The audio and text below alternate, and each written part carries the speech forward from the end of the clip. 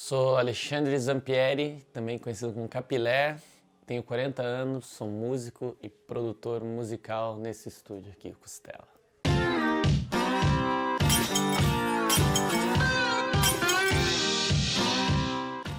Meu interesse por música começou bem cedo, quando eu tinha uns 3 anos. Meus irmãos estavam muito, as bandas da época, Queen, Police, então a minha infância foi meio com o som disso e do rock nacional, Blitz, Legião, essas bandas eram bem a minha infância, assim. Então, nessa época eu já sonhava em gravar disco, eu tinha uma promessa pra mim mesmo, que antes de eu fazer 10 anos eu tinha que gravar meu primeiro disco, mas eu não gravei. Então, era sempre assim, nessa doideira de querer ter banda, ficava tocando com raquete, fazia todo mundo no prédio juntar um monte de lata de lixo e fingir que tá fazendo show. Acho que veio desde os 3 anos, mas só fui começar a tocar mesmo com 8 anos, 9 anos. Minha primeira banda chama Mandioca Radioativa, formada em 1994 em Curitiba. Era uma banda de thrash metal, meio mistura de thrash com punk, né? Era muito que o som da época, assim, que a galera tava no auge meio do grunge ainda, do rock dos anos 90. E a gente era muito fã de Testament, Metallica, Slayer, então era muito mais pra essa onda, mas misturado com o som do Brasil, que era em português. Então ficava meio um Slayer com Raimundos, o tipo de métrica, era uma banda mais nessa pegada. O Mandioca Radioativa, o Vini, que toca comigo no Sugarcane, meu irmão, ele era guitarrista do Mandioca Radioativa também. E ele teve filho bem em 96, por aí, ele teve a primeira filha. Daí, a primeira não, a única filha que ele tem, né? E nesse ano ele se mudou para outra cidade, o Mandioca Radioativa ficou meio, não acabou, mas ficou meio, não sabia o que ia acontecer. E ao mesmo tempo eu estava no segundo ano do segundo grau. Um dia eu cheguei atrasado na aula, encontrei um amigo do colégio que falou que tinha um baixista, mas não tinha um batera, se eu não conhecia um batera, e eu conhecia o primeiro batera do Sugarcane. Falei, eu conheci cara, e apresentei eles montaram essa banda. Daí eu fui no segundo ensaio e para tocar uma música com eles e eu fiquei. Na verdade, eu sou o último que entrou no Sugarcane da primeira formação, que era o Sugarcane, que acabou virando Sugarcane essa banda. Que no começo era para ser um som meio Sonic Youth, Pixies. A gente chegou até a gravar uma demo perdida, que ninguém mais tem cópia, mas com uma pegada assim. Até por isso que o nome da banda era Sugarcane, vem da música do Sonic Youth. E só que ao mesmo tempo a gente estava escutando muito o punk rock da Califórnia, NoFX, Bad Religion, Lagwagon, então a gente queria muito ter uma banda desse tipo. E também as bandas já eram referências no Brasil, o Garage Fuzz, o Dead Fish, que eu já conhecia também desde 94 com Mandioca Radioativa, essa galera já estava na ativa e eu escutei o som, assim, então Sugarcane foi meio uma vontade de tocar hardcore nesse momento, assim, eu tava numa cena mais metal e eu acabei migrando pro hardcore, porque daí eu conseguia fazer as palhetadas rápidas e os caras, nossa, tá na banda, era tipo isso. Com certeza o Por Nossa Paz ele já foi um disco forte quando saiu, o segundo do Sugarcane, assim, na cena, pelo menos hardcore nacional, assim, ele atingiu todo mundo, foi lançado pela Terceiro Mundo, então o Dead Fish levava em todas as cidades que eles tocavam, eles levavam nosso disco para vender, e a gente foi uma das primeiras bandas da Terceiro Mundo, então a gente ficou por muito tempo sendo...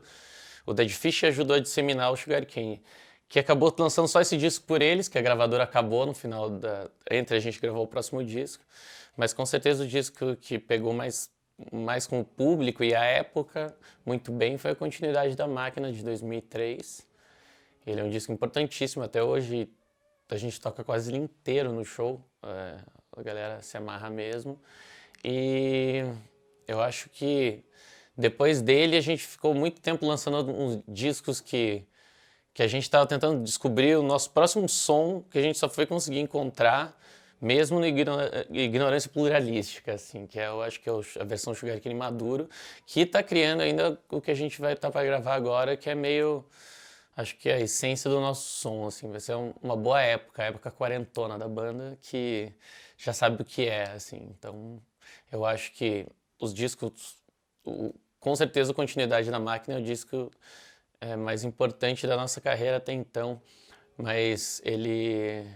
E nunca vai ser esperado porque ao mesmo tempo a gente era jovenzinho, estava em ascensão como banda, então ele com certeza vai ser o disco que eu considero mais importante. O primeiro DVD, a gente tinha filmado, tinha um amigo nosso na época, o Cenoura, que ele sempre veio de família mais rica, então ele tinha vários equipos foda, assim, na época ninguém tinha, daí ele foi e filmou alguns shows do Sugar Cane na época, em 2003, 2004. Esse material é bem legal que ele fez, assim. Na época era muito parecido com o que era feito na gringa, porque ele tinha acesso.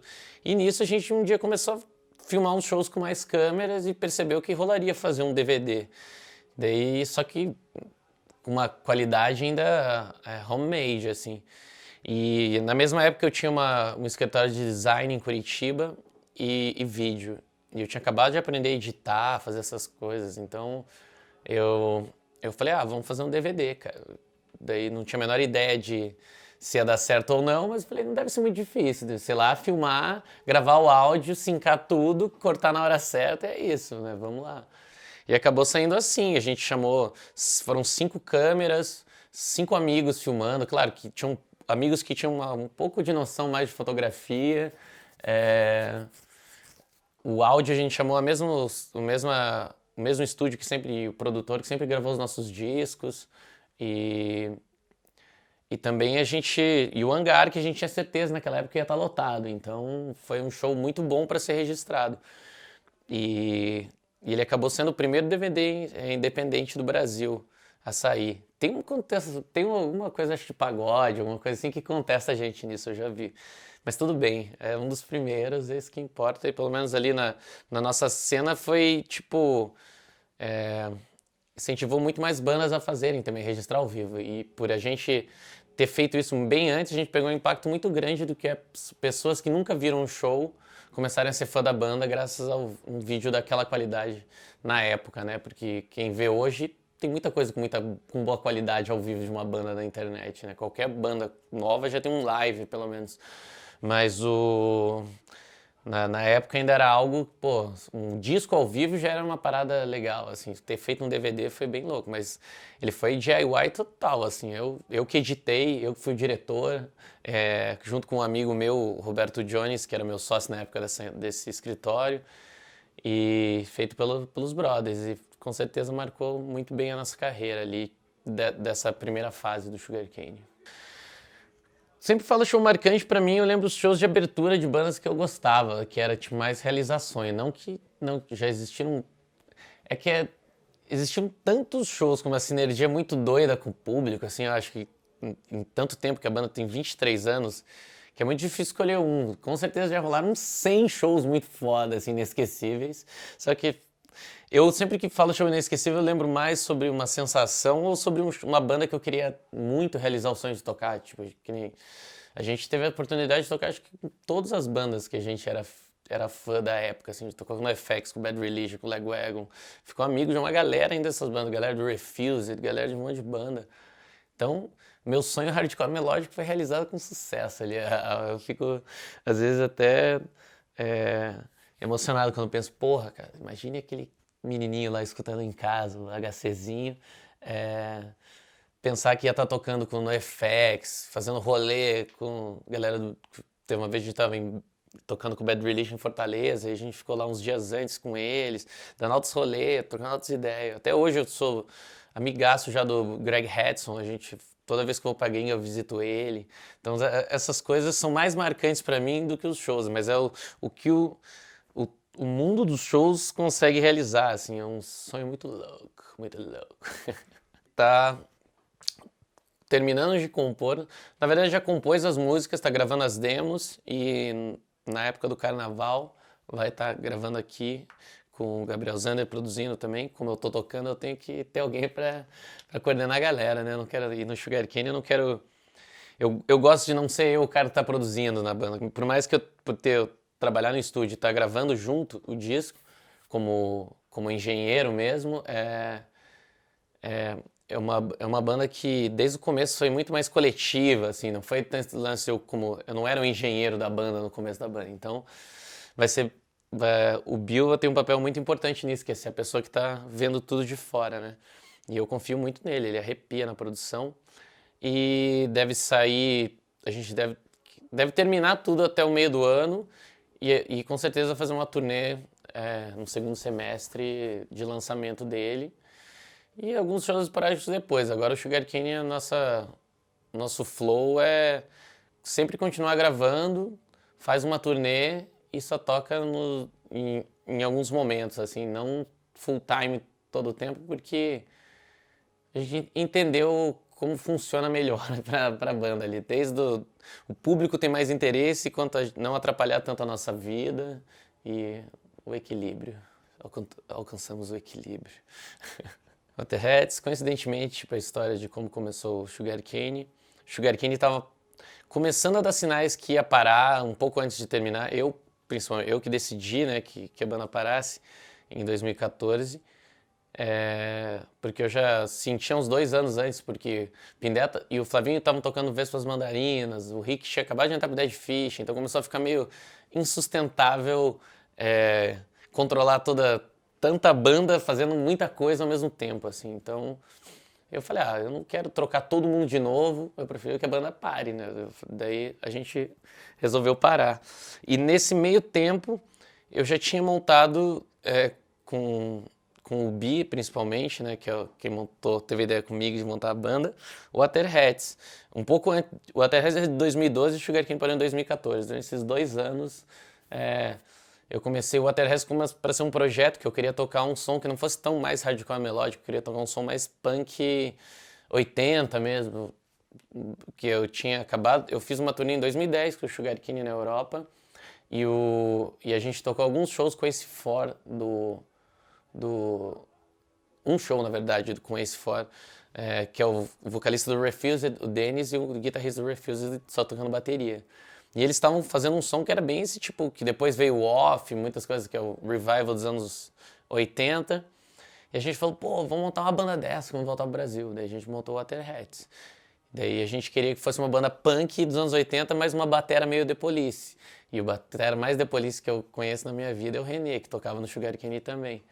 Por isso que eu chamei o René. Eu falei, o cara vai ser o batera The Police, né? Não som mais porradão. E surgiu meio como um projeto, mas como ele conciliou com esse fim do Sugar Cane ali, acabou se tornando a minha banda principal e abriu portas bem diferentes das portas que abri com o Sugar Cane em muitas outras coisas. Então foi inesperado o quanto o Waterheads, tipo, conseguiu fazer de coisas em tão pouco tempo, assim. Eu não tava nem um pouco esperando, achei que ia ficar mais de boa. E agora eu tô aqui com 4 bandas ao mesmo tempo. O Waterheads tem 2 discos full de estúdio. Antes do primeiro full a gente gravou um EP. Depois, entre os 2 fulls, a gente tem outro EP que acabou tendo uma força quase de um full, porque ele foi gravado em Seattle, pelo Jack Endino. A gente foi com a Converse Rubber Tracks, escolheu pra gente gravar no mesmo estúdio que gravou Soundgarden, Mudhoney. Era tipo um estúdio clássico. Então é um EP que acabou virando teve a força de um disco. E depois disso, agora o Waterheads também esse ano vai gravar outro disco, agora em abril, que deve ser no segundo semestre também. O Camarones é uma banda instrumental, de rock instrumental, muito rock, Camarones já vem, segundo o Foca Me Diz, de Carramones, né, que é para ser um lance meio Ramones com camarão, que é o lance de Natal, que eles têm uma ligação bem grande com o camarão na cidade. E orquestra guitarrística, porque na real ia ter vários guitarristas no começo, mas acabou no final tendo só 2. Eles já tinham uma estrada bem grande antes de entrar na banda. Quando eu entrei na banda, a banda tinha 7, 8 anos. E acho que 7, que eu já tô há 3 anos agora. Ou mais, não sei. E eles têm essa proposta de rock quase que é uma trilha sonora, assim, de filme do Tarantino. É um lance que é instrumental, mas não é muito mostrando virtuosismo, é mais cantando, uma das guitarras está sempre cantando, como se tivesse a melodia da voz. Então existe uma melodia de voz, é mais simples. É, e é uma banda, meu, que também me mostrou outras coisas que eu não esperava. Assim, o Camarões tem uma aceitação com outro público que eu não alcanço com as minhas bandas. A forma que a gente se relaciona dentro da banda é muito boa e muito diferente. Eles moram lá em Natal, moram em São Paulo, e mesmo assim a gente não é. A gente consegue ser próximo, todo mundo se gosta muito. A gente faz shows incríveis em vários países. Já fiz turnê com Camarões na América Latina, nos Estados Unidos, na Europa e sempre no Brasil inteiro, sem parar. E é sempre muito legal, a galera curte muito.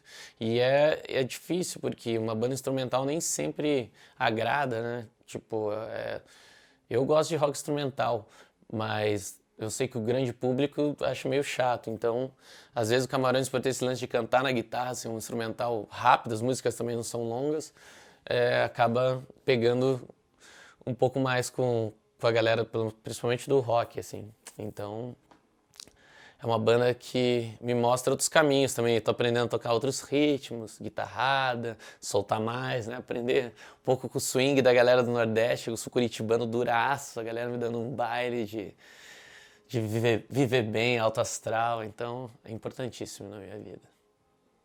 Assim, a gente grava agora, em fevereiro, um disco com o Manuel Cordeiro, grande Manuel Cordeiro, papai, conhecidaço pela guitarrada, lambada, considerado um dos inventores da lambada. E a gente fez ano passado 6 shows com ele e foram incríveis, em São Paulo Sesc Pompeia, em festivais, enfim.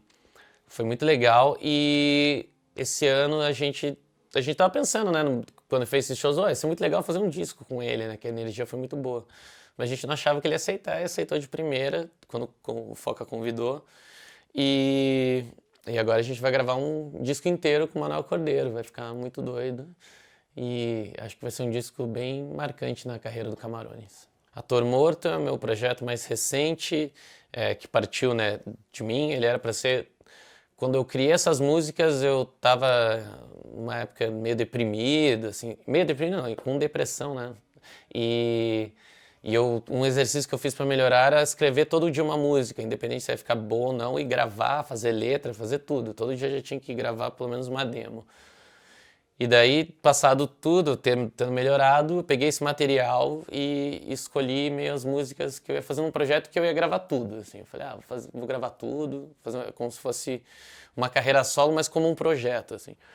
E daí acabou que eu comentei com o Kaique que eu queria fazer isso e já tinha um nome, porque por ser uma fase de pensamentos negativos, por isso que o nome é Ator Morto, assim, a versão do ator morto ali.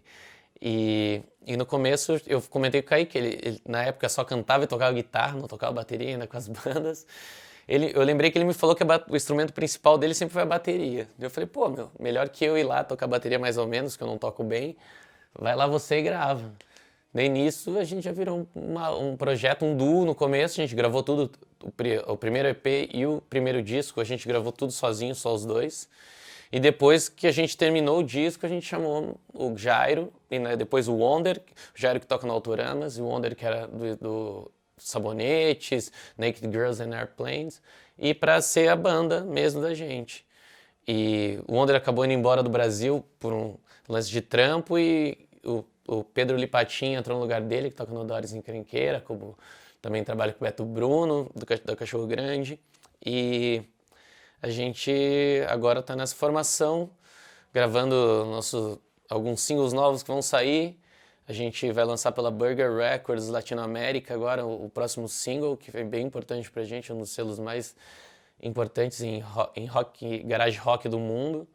Então a gente está nessa expectativa e já deve lançar um disco também que vai ser gravado em março. Pode ver, eu vou gravar bastante disco aí no começo do ano, que deve sair um pouco antes do segundo semestre. Bem, a gente está aqui no Estúdio Costela, estúdio que eu sou sócio e engenheiro, fundado por Chuck Hipólito em 2009. A gente está agora com 11 anos de estúdio. Eu entrei em 2015 para a Sociedade por Costela. E É um estúdio conhecido por ter gravado vários discos do rock alternativo e também de alguns discos que acabaram sendo mainstream, como Festas Mandarinas, Vivendo do Ócio, vários discos que a galera ouviu mesmo na rádio, na TV, feito no Costela logo no começo. Ele também, enquanto o Chuck era VJ da MTV, sediou vários ao vivo da MTV, já veio Band of Horses, já veio Jota Quest, já veio uma galera que gravar aqui. O estúdio também é conhecido pelas festas que tem em São Paulo, acabou virando um reduto alternativo. E eu amo Costela, ele tem um som incrível, não era meu estúdio antes, eu virei sócio porque eu amava o som daqui. Essa sala de batera aqui é uma das salas de bateras com com mais personalidade em São Paulo. Muita gente curte gravar aqui para ter esse som. A vibe é como se estivesse no quarto, né, da sua casa ali com teus amigos. Não parece que você tá aquela pressão às vezes de um estúdio mais imponente, assim, a gente é meio uma vibe boteco, assim, a gente quer que tenha uma vibe que é meio a característica sul-americana, assim, algo mais vivo, assim, para criar o que mais importa na gravação é a energia. Então essa energia que é criada aqui por ser tipo parece um parque de diversão ou um quarto de criança, faz a galera se soltar. E não tem luz do sol, né? Então é tipo cinema, ninguém sabe que horas são, sempre fica na doideira. A cena atual tá muito boa, muita banda boa rolando no momento. Não só, eu vejo muito aqui bandas que eu produzi, gravei daqui, que conseguiram pôr destaque, como Violet Soda, Dead Elementals, tem um monte de galera que tá se movimentando, fazendo muita turnê, tanto da galera do psicodélico, galera do som mais louco, galera do som da brasilidade.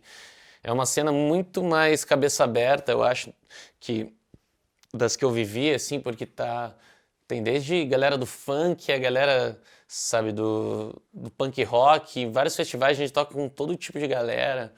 Então, e você acaba conhecendo essas outras cenas alternativas de outros estilos musicais que estão acontecendo, então tá um momento bem plural, assim, no Brasil, eu acho, musicalmente. E o rock tá bem. Eu acho que ele não é tão lucrativo, mas quem tá em busca de satisfação monetária com o rock não é o estilo que eu indicaria para isso, assim. Mas o rock é mais do que só a grana, sempre foi uma mensagem, assim, eu acho que é um momento que tá mais verdadeiro, tem muita banda boa, fazendo música boa, tem muita mulher, aumentou muito o número de mulher na cena, então, bandas de mulheres, bandas com mulheres cantando, bandas com mulheres tocando, então ainda tem muito que as minas têm para mostrar, isso eu tenho conhecido bandas muito legais de menina, e espero que seja cada vez mais progressista, inclusiva, e se a gente conseguir tudo isso, vai ser uma cena indestrutível, assim, porque a cena alternativa do Brasil, que eu chamo, que inclui a do rock, ela tem um poder político muito grande no Brasil. Então, tem que ser essa união tem que ser mais consciente, assim, da galera que defende os ideais progressistas, ideais de todo mundo na sua, fazendo o que quer, com responsabilidade, com estado de espírito de boa. Primeira banda importante para mim são os Beatles, com certeza, é uma banda que me influencia muito até hoje. Depois dos Beatles, AC/DC é uma das minhas formações também, que fazem parte de quase tudo que eu componho e toco. Colocaria Bad Religion, uma banda importantíssima para mim também, me apresentou. As letras sempre foram muito importantes, foi tipo um sinal de contato com a verdade, assim, foi uma banda que ensinou eu a escrever, a ler, a procurar referências. Metallica foi importantíssimo na minha vida também, como banda que me formou, fez eu cantar, fez eu tocar guitarra. Quem mais? Pearl Jam também, que é uma banda para mim que é um exemplo de som e mensagem, assim, e postura no mercado da música.